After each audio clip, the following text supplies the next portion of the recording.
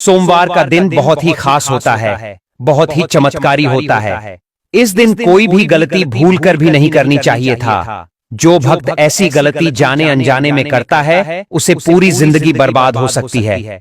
माताएं एवं बहनों इस वीडियो को देख लेंगे तो आपकी समझ में आ जाएगा कि सोमवार के दिन कुछ ऐसे काम होते हैं जो आपको भूलकर भी नहीं करना चाहिए, जो कि आपके लिए जानना बेहद ही खास और जरूरी है। भक्तों, हम आपको सभी जानकारी बारी बारी से बताएंगे, इसीलिए आपको यह वीडियो को पूरा देखना है। अगर आप इस वीडियो को आधा अधूरा देखेंगे तो आपको आधा अधूरा ही ज्ञान प्राप्त होगा और आपको इसका घोर पाप भी लग सकता है, क्योंकि यह स्वयं श्री भोलेनाथ का दिन होता है। और जो कोई भोलेनाथ जी की वीडियो को नहीं देखता, एक तरह से वो मनुष्य भगवान भोलेनाथ की कृपा को ठुकरा रहा है। इसलिए वीडियो जरूर देखा, या फिर उसे अपने जीवन में सुख, समृद्धि, धन दौलत, ऐश्वर्या नहीं चाहिए। इसलिए भक्तों जी की वीडियो को कभी भी बीच में छोड़कर नहीं जाना चाहिए, क्योंकि भक्तों, भगवान भोलेनाथ कोई मामूली देवता नहीं, बल्कि सभी देवताओं में सबसे बड़े देवाधिदेव कहे जाते हैं। शिव महापुराण की कथा बताती है कि सबसे जल्दी यदि कोई देव आपसे प्रसन्न होकर आपको मनचाहा वर प्रदान करते हैं तो वो भगवान भोलेनाथ ही हैं। लेकिन जितनी जल्दी भगवान भोलेनाथ अपने भक्तों से प्रसन्न होते हैं, उतने ही जल्दी उन्हें क्रोध भी आता है। और अगर एक बार किसी भी व्यक्ति पर भगवान भोलेनाथ क्रोधित हो जाते हैं तो उस व्यक्ति को शिव प्रकोप का आजीवन सामना करना पड़ता है। इसलिए दोस्तों, इस दिन आपको कुछ सावधानियां बरतना बेहद जरूरी है। तो चलिए दोस्तों, एक एक कर हम सभी चीजों को जानने का प्रयास करते हैं। दोस्तों, हमारे शास्त्रों में सोमवार के दिन को गंगाजल की हर एक बूंद की तरह पवित्र बताया गया है। देश विदेश में रहने वाले भगवान भोलेनाथ जी के भक्त इस दिन व्रत रखकर भगवान शिव का आशीर्वाद प्राप्त करना चाहते हैं, लेकिन जाने अनजाने में उनसे कुछ ऐसी गलतियां हो जाती हैं जिसके वजह से उन्हें भगवान भोलेनाथ के क्रोध का सामना करना पड़ता है। दोस्तों, वैसे तो हमारे भोले भंडारी बहुत दयालु एवं कृपालु हैं। यदि बाबा के भक्त से कोई गलती हो भी जाती है तो भी अपने भक्त की गलती को नजरअंदाज कर भगवान शिव उसे अपनी शरण में लगाते हैं। लेकिन कुछ ऐसी गलतियां भी होती हैं जिन्हें भगवान शिव अक्षम्य अपराध मानते हैं, यानी कि ऐसे अपराध जो यदि व्यक्ति से हो गए तो फिर उसका कोई निवारण नहीं होता, हाथों हाथ ही व्यक्ति को अपनी उस गलती का फल मिल जाता है। तो चलिए दोस्तों, हम जानते हैं उन गलतियों के बारे में जिन्हें आपको सोमवार के दिन भूलकर भी नहीं करना चाहिए। लेकिन उससे पहले यदि आप अपने जीवन में भगवान श्री शिव की असीम कृपा प्राप्त करना चाहते हैं तो कमेंट सेक्शन में हर हर महादेव, जय माता पार्वती जरूर लिखें। दोस्तों, सबसे बड़ी जो गलती है जिसे आजकल लोग करते हैं वो है सोमवार के दिन काले रंग के कपड़े पहनना। ऐसे माना जाता है कि सोमवार के दिन भगवान शिव के भक्तों को काले रंग के वस्त्र धारण नहीं करने चाहिए, क्योंकि काले रंग को अशुभता से जोड़कर देखा जाता है।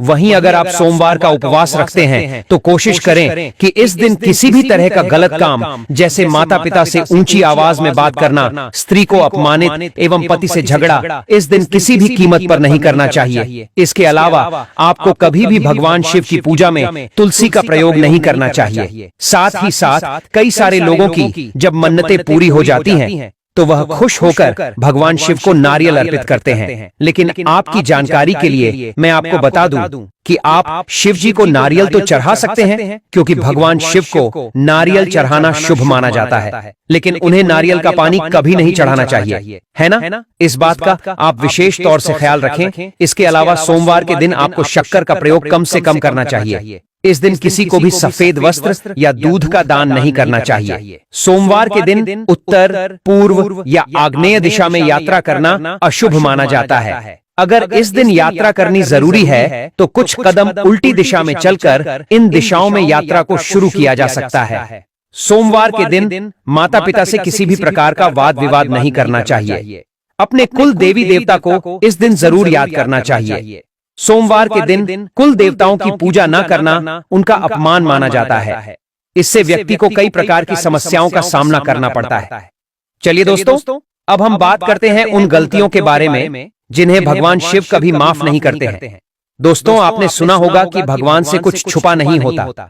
यहां तक कि आप अपने दिमाग में जो सोच रहे होते हैं वह भी भगवान से छुपा नहीं है। इसलिए भले ही बात और व्यवहार में आपने किसी को नुकसान न पहुंचाया, लेकिन अगर मन में किसी के प्रति कोई दुर्भावना है या आपने किसी का अहित सोचा हो तो यह भी पाप की श्रेणी में आता है।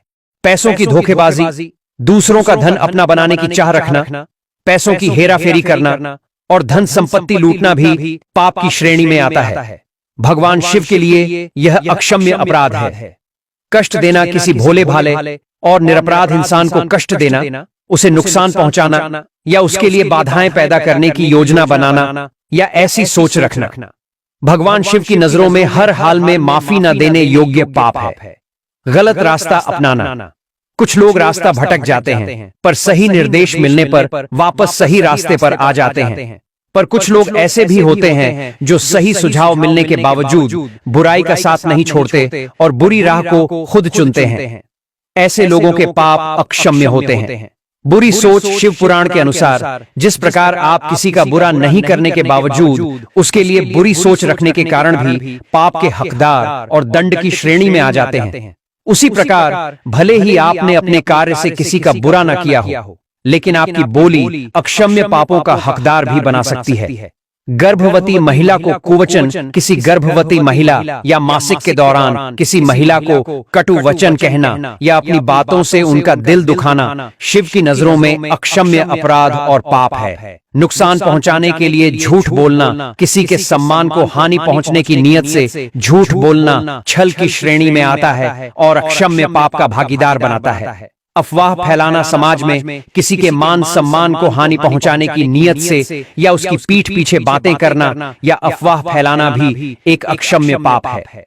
चलिए दोस्तों, अब हम जानते हैं कि आपको सोमवार के दिन वह कौन से उपाय करने चाहिए जिससे भगवान श्री शिव आपके ऊपर खुश होकर आपकी हर एक मनोकामना को पूर्ण कर दें। दोस्तों, भगवान शिव को जग के रचयिता कहा जाता है।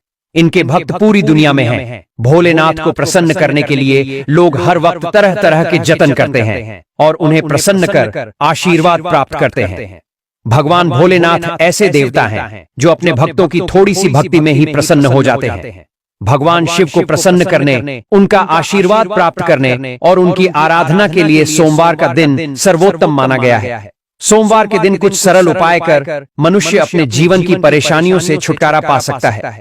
घर में खुशहाली लाने का उपाय, धार्मिक मान्यताओं के अनुसार यदि आप अपने घर में सुख शांति और खुशहाली लाना चाहते हैं तो हर सोमवार भगवान शिव को घी, शक्कर और गेहूं के आटे से बना भोग अर्पित करें। इसके बाद उनकी आरती करें। इस उपाय से आपके घर में सुख शांति और खुशहाली बनी रहेगी।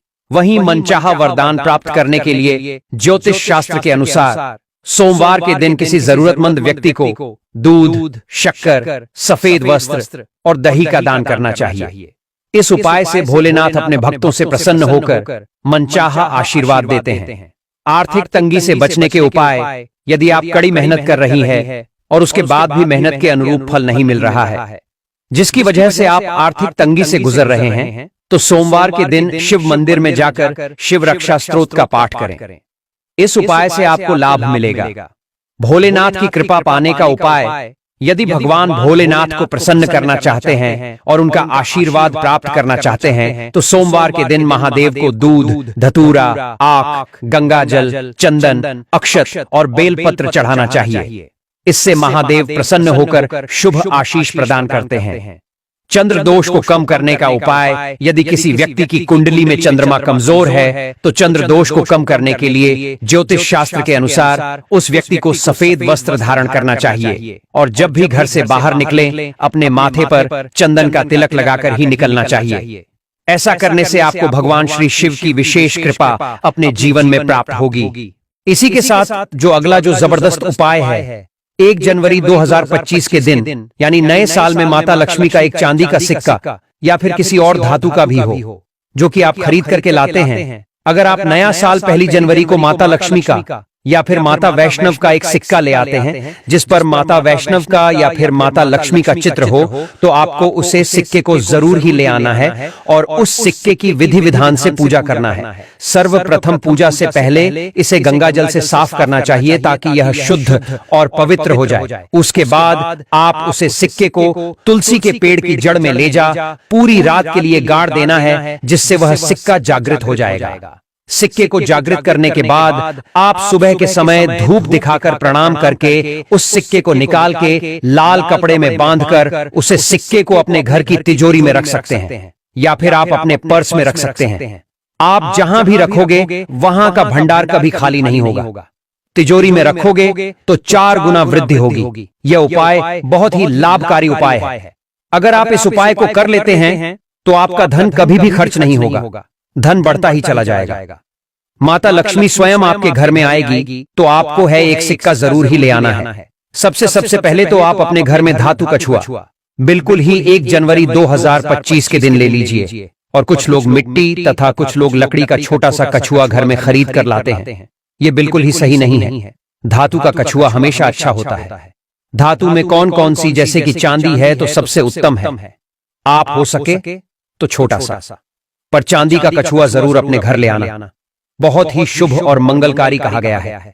लाजमी है जिस घर में कछुआ होगा वहां पर लक्ष्मी, अस्थाई लक्ष्मी का वास होता है, क्योंकि कछुआ माता लक्ष्मी का ही रूप है।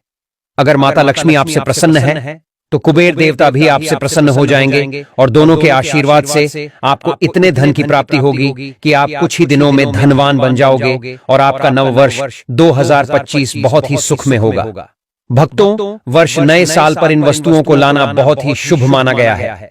आपको नव वर्ष के दिन में से कोई भी एक वस्तु अवश्य लानी चाहिए। उस घर में सुख, शांति और समृद्धि बनी रहती है और लक्ष्मी मां की कृपा बनी रहती है। दोस्तों, वीडियो को पूरा ही देखें, अन्यथा आपके संपूर्ण ज्ञान की प्राप्ति होगी। और आपने यह तो सुना ही होगा कि अधूरा ज्ञान हमेशा खतरनाक ही साबित होता है। इसलिए आखिरी में इस वीडियो में मैं कुछ ऐसे आपको चमत्कारी वृक्ष भी बताऊंगा जिन्हें नीचे 3 शब्द बोलकर छूने से आपकी गरीबी तत्काल दूर हो जाएगी। जो आपको 1 जनवरी के दिन 3 शब्द बोलकर छू कर आ जाना है। चलिए दोस्तों, यह भी जान लेते हैं कि आखिर कौन से हैं वह वृक्ष जिन्हें हम 1 जनवरी या फिर नए साल के दिन अगर छू लेते हैं तो तत्काल हमारी गरीबी कैसे। हमारी माताएं बहनें पीपल के पेड़ की पूजा करती हैं। भक्तों, पीपल के पेड़ में भगवान विष्णु का वास होता है, यानी कि धन के राजा भगवान विष्णु का वास होता है। जी हाँ भक्तों, आपको मैं बता दूं कि मां लक्ष्मी धन की देवी है और किसको कितना धन देना है यह विष्णु भगवान की तय करते हैं कि किसके भाग्य में कितने धन देना है। तो आपको जो पीपल का वृक्ष होता है न्यू ईयर के दिन, या फिर आप कह सकती हैं कि 1 जनवरी के नए साल के दिन, वृक्ष के नीचे आपको क्या बोलना है जिस भगवान विष्णु और माता लक्ष्मी दोनों की कृपा आपको प्राप्त हो। भक्तों, क्योंकि आप यह तो जानते ही हैं कि भगवान विष्णु का इसमें वास होता है, मां लक्ष्मी की इसमें असीम कृपा होती है। तो भक्तों, आप यह समझे कि जब आप विष्णु भगवान के प्रिय हो सकते हैं तो मां लक्ष्मी आप पर कृपा क्यों नहीं करेंगे और आपको धन प्रदान क्यों नहीं करेंगे। तो भक्तों, मैं आपको बता दूं, आप इस उपाय को करते हैं तो माता लक्ष्मी तथा विष्णु भगवान दोनों हाथों ही आपके ऊपर धन की वर्षा करेंगे। आपको इतना धन मिलेगा कि आप 2025 में सबसे धनवान व्यक्ति बन जाओगे। आपको धन जरूर मिलेगा और मान ले माता लक्ष्मी भगवान विष्णु की कृपा भी आपको असीम रूप से मिलेगी। तो पीपल के पेड़ के नीचे 1 जनवरी के दिन आपको एक उपाय भी करना है। तो चलिए जानते हैं आपको करना क्या है। सर्वप्रथम जाकर दंडवत प्रणाम कर लेना है पीपल के वृक्ष के नीचे 1 जनवरी को शाम के समय। उसके बाद PDDDH को छूकर आपको ओम धन दात्री नमः 3 बार बोलना है। भक्तों, आपको पीपल के पेड़ के नीचे एक घी का दीपक जलाना है। ध्यान रहे भक्तों, पीपल के पेड़ में एक चौमुखी दीपक जलाना है जिसमें रुई की बत्तियां हो, जिससे आपका दीपक जलाने का चारों दिशाओं में उसका उजाला हो।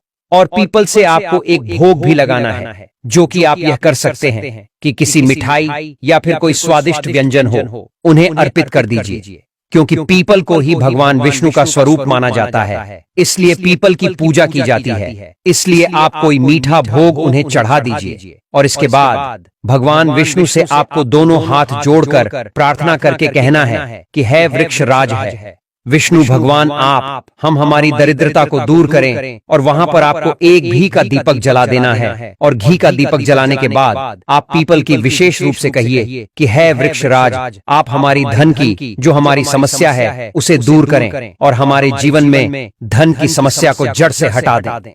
तो भक्तों, आपको कहना है कि भगवान विष्णु और माता लक्ष्मी मेरे साथ मेरे घर चलिए। मैं अब हार चुका हूं, थक चुका हूं प्रभु, मेरे कष्टों का निवारण कीजिए। आप तो राक्षसों पर प्रसन्न हो जाते हैं। मैं पापी जरूर हूं, पर मुझ पर कृपा करें प्रभु, मेरी परीक्षा अब ना ले, मेरे साथ मेरे घर चले। आपका तहे दिल से स्वागत है प्रभु। देखना आपके साथ भगवान विष्णु और माता लक्ष्मी आपके घर जरूर जाएगी। इतना कहने मात्र से देखेगा, मात्र एक उपाय से आपकी जीवन की सारी तकलीफें दूर हो जाएंगी। आप दुनिया के सबसे अमीर व्यक्ति बन जाएंगे, क्योंकि आपके घर में नारायण लक्ष्मी दोनों का निवास होगा। और जहां लक्ष्मी नारायण दोनों निवास करते हैं, वहां तो कुबेर भगवान और सभी भगवानों का डेरा हो जाता है। और आपका घर धन धान से हमेशा जगमगाता रहेगा। आपके घर के चारों तरफ पॉजिटिव वातावरण का बात हो जाएगा। अब जहां जाएंगे तरक्की आपके पीछे पीछे जाएगी के ऊपर भगवान विष्णु और माता लक्ष्मी की विशेष कृपा प्राप्त होगी। आप धनवान बन जाएंगे। भक्तों, आपको एक लास्ट और आखिरी उपाय के बारे में बता दूं। अगर आपको कहीं भी गौ माता रास्ते में दिखाई दे तो समझ लीजिए माता लक्ष्मी का आशीर्वाद आपको प्राप्त हो गया।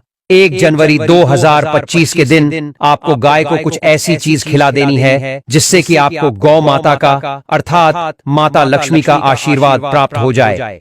गौ माता के शरीर पर 33 करोड़ देवी देवता निवास करते हैं। अगर आपने गौ माता को 1 जनवरी 2025 को प्रसन्न कर दिया तो अपने 33 करोड़ देवी देवताओं को प्रसन्न कर लिया। तो भक्तों, आपको क्या करना है? जो आपको 1 जनवरी 2025 के दिन सुबह के समय एक गुड़ का ढेला लेना है और उसे गौ माता को खिला देना। आप भगवान को मीठे का भोग लगा रहे हैं, यानी आप 33 करोड़ देवी देवता को सुबह मीठा मीठा भोग लगा रहे हैं। इसका मतलब कि भगवान आपके जीवन में सदा मिठास बनाए रखेंगे। आपका जीवन सदा खुशियों से भरा रहेगा। आप जो चाहेंगे तब मिलेगा। धन वैभव की कभी कमी नहीं होगी, यहाँ तक कि आपकी वाणी भी सत्य होनी शुरू हो जाएगी। तो इसी के साथ चलिए जानते हैं अगले उपाय के बारे में। नव वर्ष में लाल कपड़े में तुलसी की मंजरी को बांधकर जगत के पालनहार भगवान विष्णु और माता लक्ष्मी को अर्पित करें। मान्यता है कि ऐसा करने से व्यक्ति को कभी धन की कमी महसूस नहीं होती है। नव वर्ष में तुलसी की मंजरी को देवों के देव महादेव शिव जी को चढ़ाएं। नव वर्ष में अगर तुलसी के मंजरी भगवान शंकर पर चढ़ाते हैं तो आपको भोले भंडारी की भी कृपा पर प्राप्त होगी।